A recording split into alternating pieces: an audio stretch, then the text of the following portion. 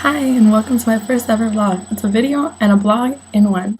Today, we'll be discussing the Guatemalan Civil War, hopefully getting a better understanding of how it happened, why it happened, and where we are now, and how everything kind of trickles down from that. So these are regular bananas, but there's a history behind them. Have you ever wondered?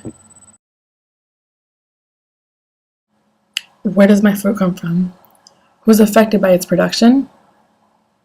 And more importantly, what don't I know? Okay, so now let's get down to business. The Guatemalan Civil War went on from 1960 to 1996. Now my question is, what the hell are people fighting for 36 years? Upon investigation, I found out a little bit more. Before the 1960s, the Guatemalans had been no strangers to the repression, especially the ones caused by the military government. The indigenous suffered the most since they had no land to get out of the debt. Then came President Guzman, who promised to change it all. The problem with Guzman was he worked for the people, not for the government. Therefore, all the corporations that were making money off everyone being poor was kind of suffering after he came into office. So he decided to move more towards the left side, whereas all the military regiments had been on the right side. And this caused crazy recap. We have the old military government on the right, and we have the new government on the left. Now, the main problem that Guatemala had was the indigenous and the workers were never able to get out of debt and were always in debt to the landowners because they weren't paid high enough wages, they didn't own any land, there were no means to get ahead.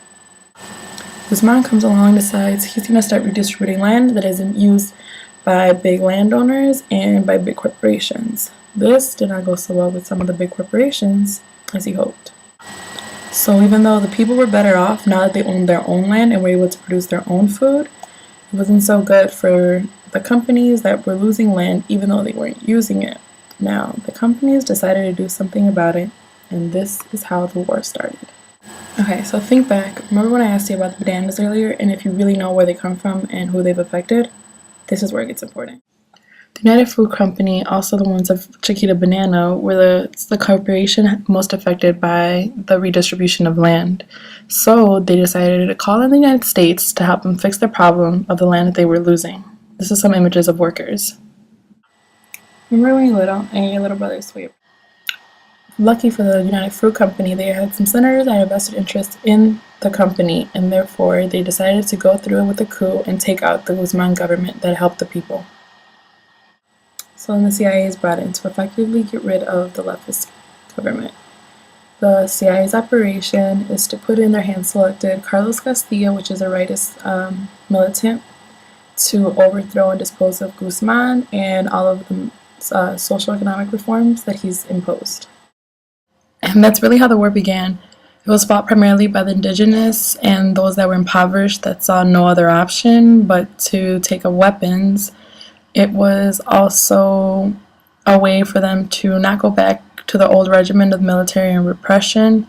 It caused a lot of deaths, a lot of disappearances. It was systematically carried out by the government, and today there's still over 40,000 people missing, either killed in genocide, kidnapped, and this was all systematically carried out by the government. This is Rigoberta Menchú. She won the Nobel Peace Prize for speaking out against the Civil War, since a lot of people are still scared of it. And one of her famous quotes is, "We are not the myths of the past, ruins in the jungle or zoos. We are people and we want to be respected, not to be victims of intolerance." So then the CIA is brought in to effectively get rid of the leftist government. The CIA's operation is to put in their hand-selected Carlos Castillo, which is a rightist militant, to overthrow and dispose of Guzman and all of the social economic reforms that he's imposed. And side note, if you want to party with the Jesuits, you can join Loyola, who's sending a bus to Washington, D.C. to protest the School of Americas and push for its closing, where a lot of the Latin American militants who committed killings were trained.